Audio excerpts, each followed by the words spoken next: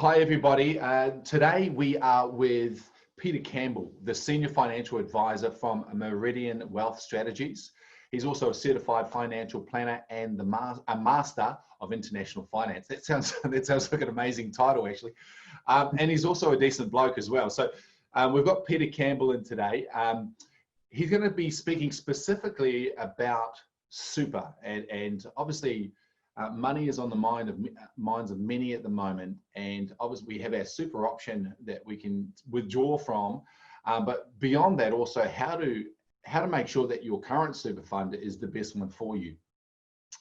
What Pete's going to be talking about today is general advice that he's going to be giving, and it doesn't take into consideration obviously anyone's specific personal situation.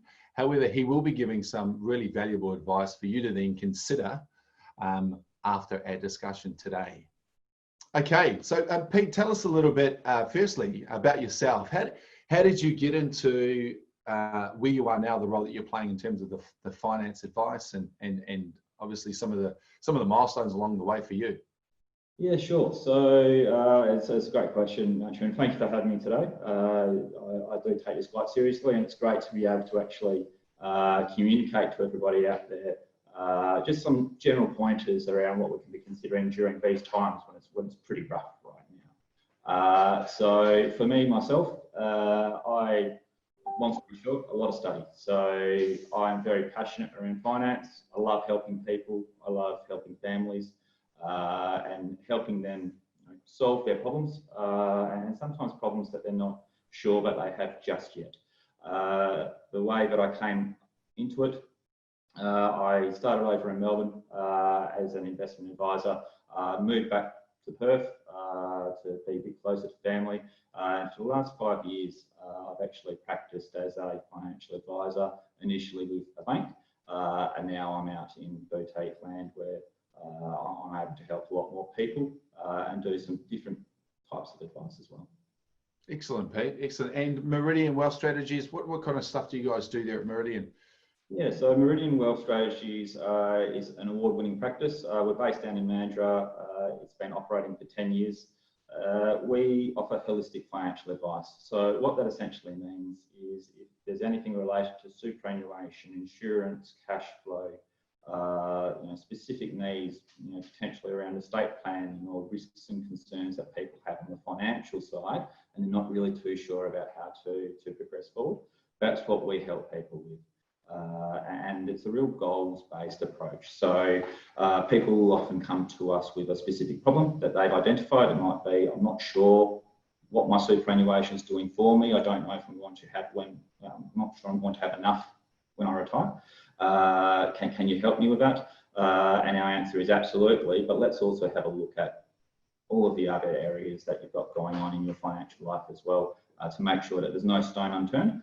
And from there, we look to enrich people's lives. So enriching lives to Merideon, it's not about being wealthy, although money does help. Enriching lives is about making sure that we're leading our best possible life. And that's different for everybody in terms of what's important to you.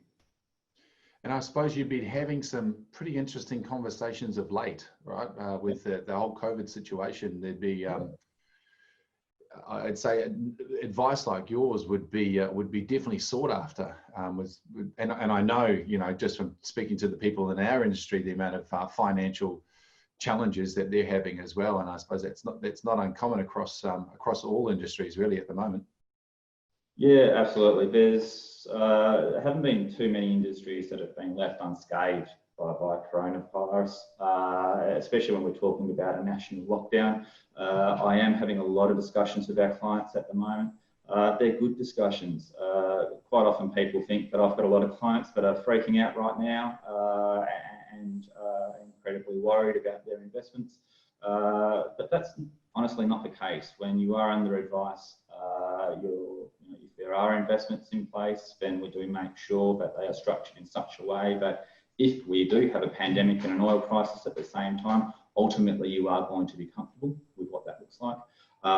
And further on from that, anybody that has been affected by the coronavirus and might be able to claim on insurances, they've got good quality cover that we place for them. that they can rely on in times like this. So you're right, we're having a lot of discussions. They're interesting discussions. I'm finding that rather than us ripping in and making a bunch of changes, which is what people would anticipate that we would do during a time like this, we're actually helping people hold the fort and stick to the plan and understand that we're taking a 5, 10, 15, 20-year view here, and we're not going to react to something that's going to be around for 2 to 3 years, because that could have implications on the long run. So specifically around super, because obviously now there is, and you know, people know that they have an option to access super, you know, the 10,000 this financial, the 10,000 next financial year. And, you know, we've got people in the industry, agents, agency owners that are financially challenged here and could see this as a good option for them. But what I'd like to know from you is, what are some of the things that we need to consider before we jump in and just start ripping money out of our super? What are some of the things that you think are important for our people to take into consideration? Yeah, look, it's a fantastic question, and one that I wish quite a few Australians had asked themselves before they had taken the government up on their offer. It is a unique opportunity right now in Australia. Usually your superannuation is there specifically for your retirement, or if you meet a condition of release. So that might be not being able to work again, for instance. When it comes to the early release, it's designed by the government to help people out that don't have their work. And when we're talking about helping out, it's not necessarily cash in the bank. From my perspective as an advisor, it should really be used if we're going to be taking away from our retirement savings, because right now that money has a job. It's sitting in our super, it is building and accumulating, and it's going to be there for us in our retirement. If we're going to take some of that money out now and use it, then it needs to be for a reason that, in my view, outweighs what that retirement outcome looks like.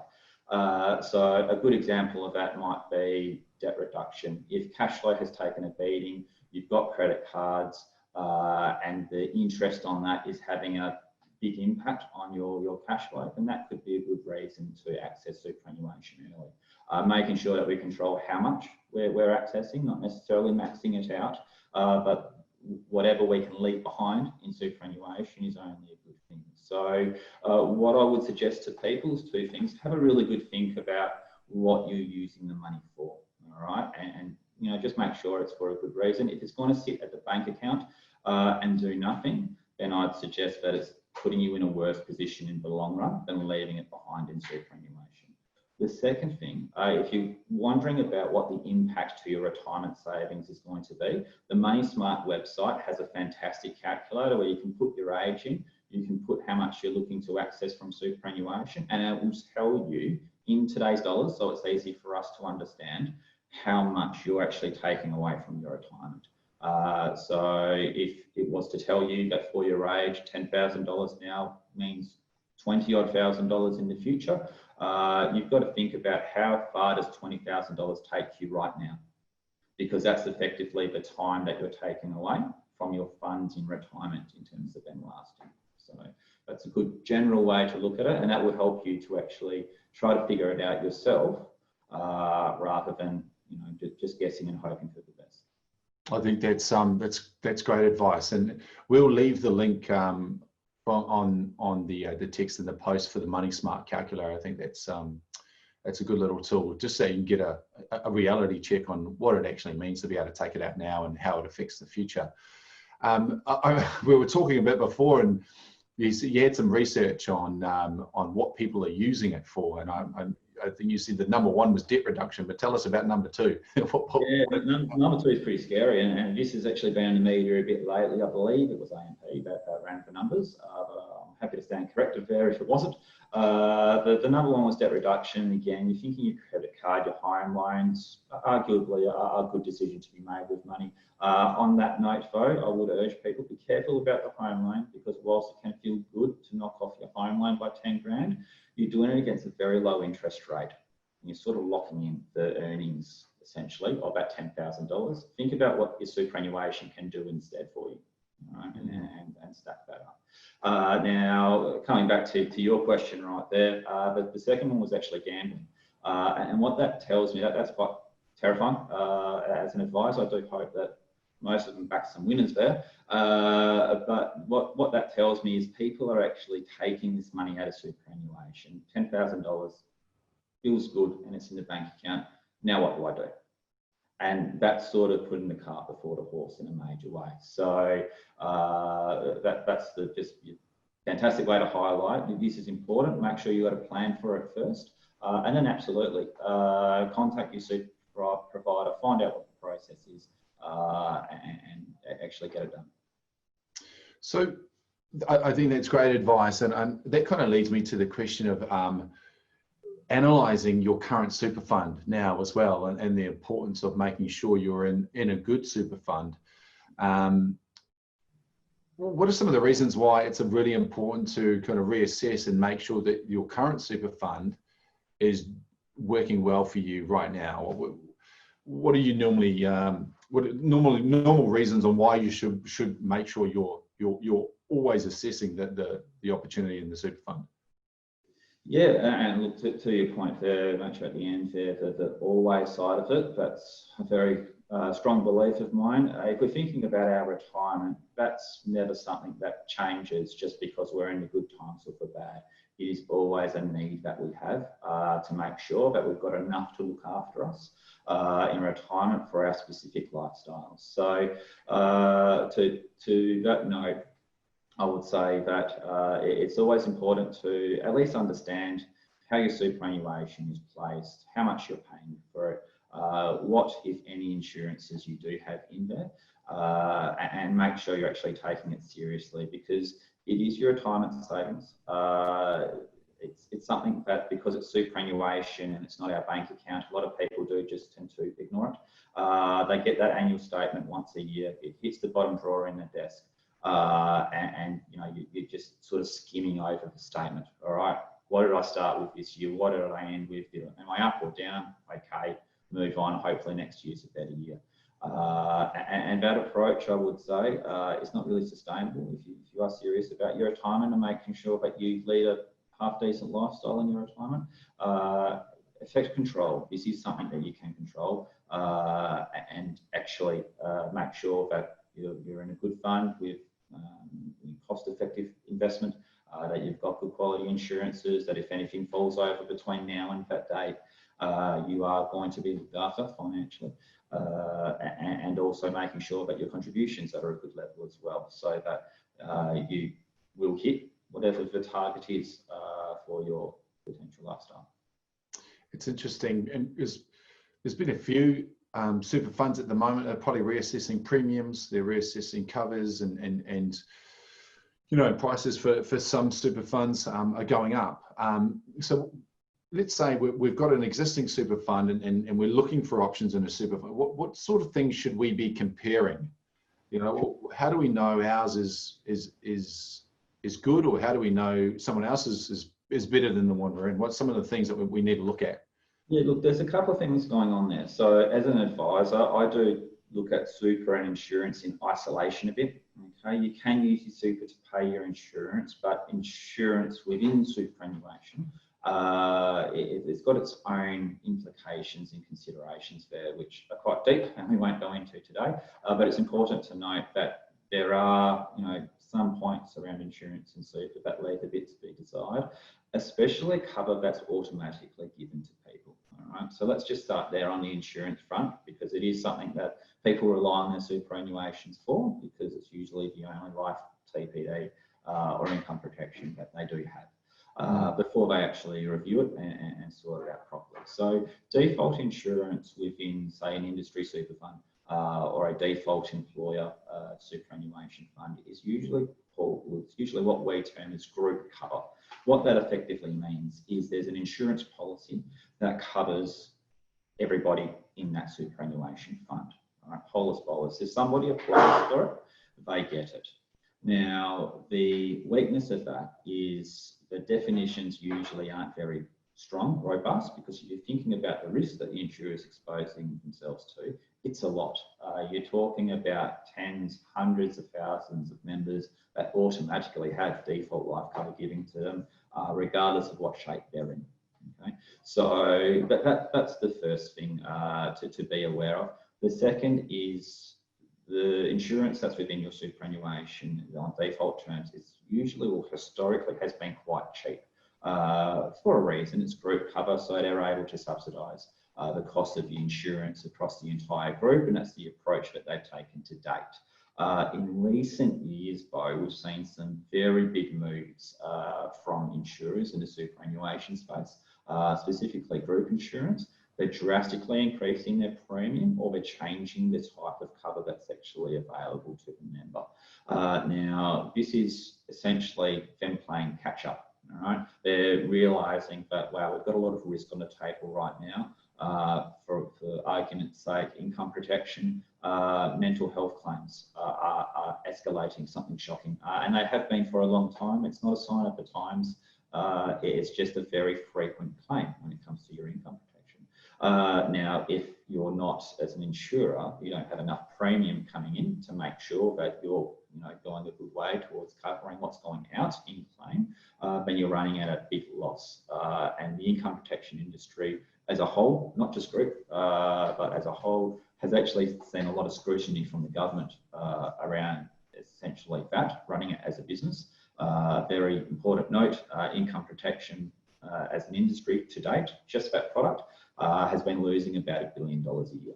And that's because money in, premium, and money out, you're talking about substantial income protection claims, which people are entitled to, sometimes until they're age 65. So if they will never work again, the insurer is actually making sure that the money is in their hands. So that's the insurance space. Understanding what that looks like in your superannuation is really important.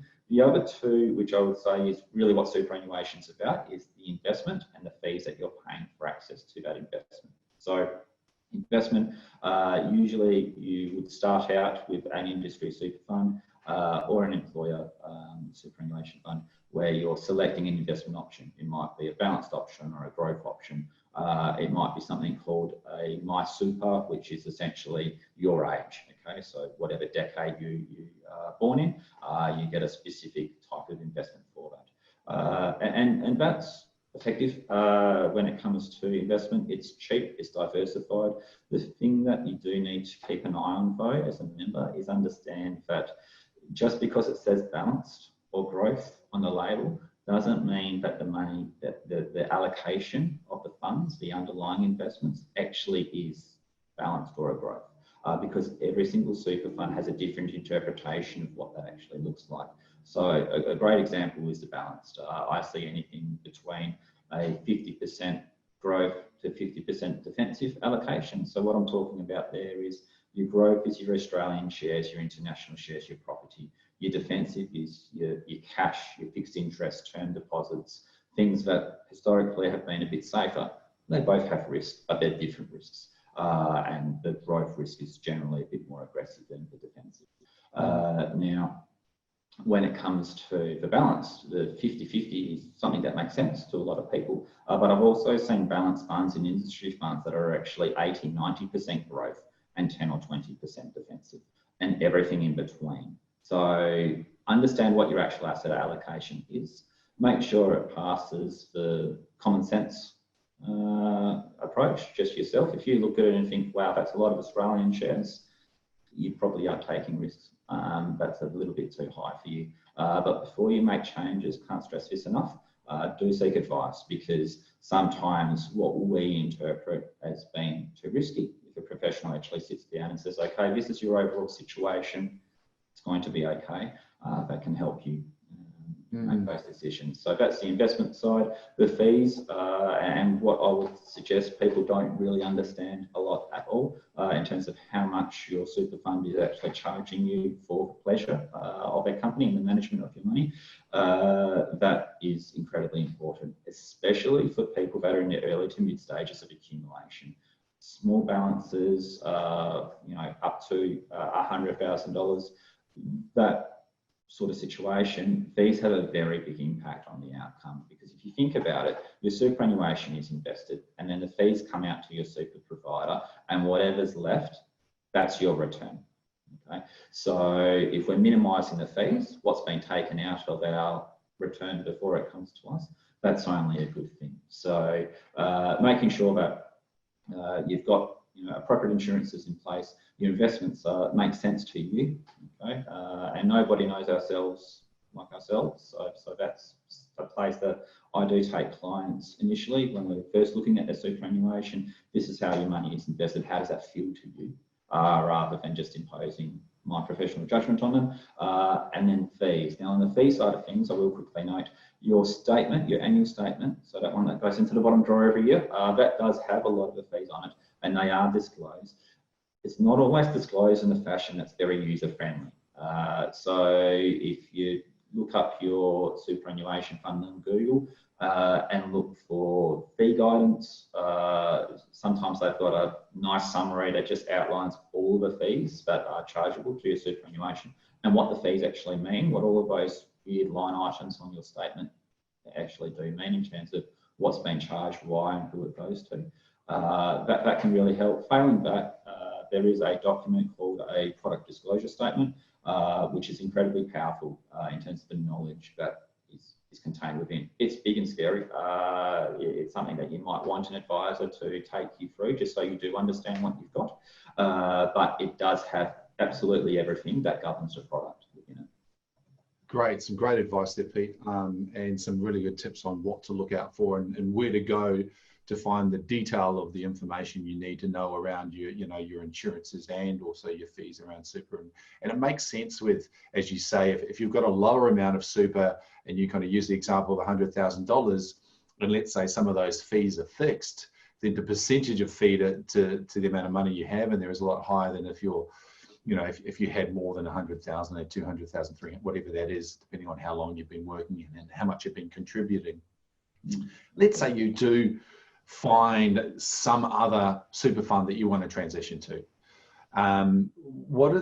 How easy is it to do that? Well, some people don't do it because they think it's going to be too hard, but take us through that process. Yeah, sure. So before I do, I will stress when it comes to changing your superannuation fund, just be really aware of what your superannuation fund is giving you right now, because if you make the change, you're potentially giving that up.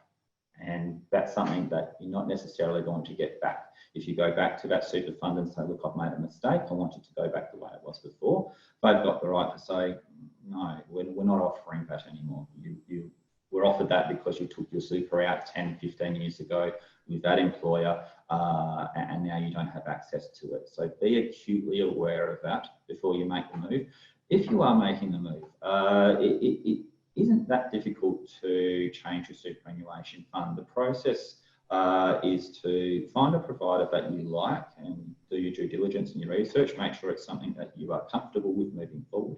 Apply for a superannuation account with them, and usually they have what's called a rollover form as part of their application, or they will use the ATO template in terms of the rollover form to go from super to super. It is as simple as completing that form in terms of the current fund and the receiving fund. Usually the receiving fund is the one that will process it for you, so you submit that as part of the application, and it just happens behind the scenes. Superannuation is a very robust system in Australia.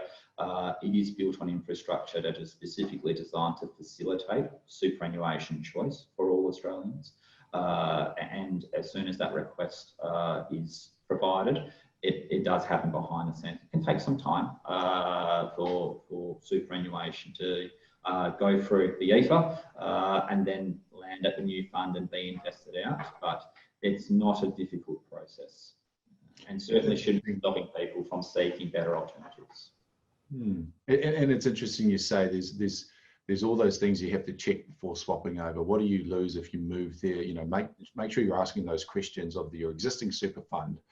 And I suppose with the insurances side of things, if you're moving your insurances as well, is that, as you say, if you took out your insurances with your super 10 to 15 years ago, then obviously, and let's say you've got some conditions now, medical conditions that that have happened over those, that were not pre-existing prior to your original super fund, but would be pre-existing. Now that's another thing to take into consideration in terms of insurance premiums as well, isn't it? Absolutely, and not just the insurance premium. It's also what you can claim on. So when you're looking at cover, when you apply for it, there are exclusions applied. Either you've gone through an underwriting process, which means that they do a full medical questionnaire, looking at your medical history and also asking some questions around your family medical health as well, any risks in occupation, anything that the insurer deems as being important to them. They might ask you to do some blood work and some medicals as well. What that effectively means is going into the contract, okay, I'm not covered for X, Y, and Z because of my medical history. I'm comfortable with that and I understand what that looks like moving forward. And now we're happy to pay a premium because we know what we're buying. The other type is default. So if you, for argument's sake, you're going from a default to a default, there's very little medical underwriting, if any. Sometimes they just ask if you're a smoker or not to determine how much they're going to charge you, because a smoker is ×2 in the insurance world. The default has usually a clause written into it that says we haven't done a medical underwrite. Any pre-existing conditions from the date of starting the insurance is hereby excluded. And that's very reasonable for the insurer to actually adopt. It's not them being mean. It's not reasonable for us to expect them to cover us for gout if we've got a terrible history of gout, for instance. What is important though is that, like you said, if it happened during the period of time that you had your existing insurance and it wasn't pre-existing on that policy, then you're effectively giving up a good quality policy for the conditions you've got going on at the moment. There's something that's actually going to ignore them. So to just go in and be aware, sometimes, and as a financial advisor, I do place insurances for my clients. We do get exclusions. They're incredibly common in Australia for varying reasons. Back pain, we're all sitting down too much these days, so you get a back exclusion, etc. It doesn't mean that it's a bad policy. It just means that you can't claim on that particular thing. Quite a few clients that say, yes, we understand that's an exclusion, but I view myself as being an incredibly low risk of that ever happening to me. So I'm happy to take on that better quality policy because it's going to cover everything else that much better than what my current policy does. Interesting. And in the travel industry, we're not, it's not uncommon for us to talk about insurance because we talk a lot about travel insurance, so pre-existing and level of cover is something that we can relate to. And now we just need to be able to make sure that we're putting that same sort of thinking around our personal insurance, as you mentioned, income protection and death cover and everything. Pete, it's been really insightful, and obviously you've got a lot of experience in this area and Merideon Wealth strategies as well. Let's say someone's been listening to this and they say, well, that all sounds pretty good, but it still sounds a little bit confusing to me, and they want to talk a little bit more about it and have a chat to someone like yourself. What kind of services do you guys offer? What kind of help can you provide? Yeah, sure. So, like I said before, we are a holistic financial services firm. So, we provide financial advice for all aspects of our clients' financial lives, be it superannuation, insurance. Usually, I start with cash flow with my clients to make sure that we understand that how much you've got left over after you stop spending the money is going to be one of the main drivers to what you accumulate on the way. And making sure that we use that wisely, get those good quality insurances, make sure we are contributing to superannuation, make sure that we are saving for things such as children's education or holidays or any of the lifestyle things that pop up, make sure that we are leading an enriched life. So what we offer to facilitate that, as people inquire with us, I have a good phone call with them just to have a chat and make sure that there's going to be value in a meeting with me. More importantly for the client rather than myself. I think there's nothing worse than going to a meeting with a professional and coming out feeling like you've just wasted your time and didn't get anything out of it. So we start there. The first meeting with potential clients is completely free. I do that for a reason. Our time isn't free, but I like to make sure that before we do start the process, there's definitely going to be value in the process for the client. And then from there, we are a fee for service. So we would usually have a very good discussion about what the situation is right now across all the finances, and no stone is left unturned. We do ask to know about everything, which can be a bit confronting, I find, for clients. But when we get over that first hurdle of,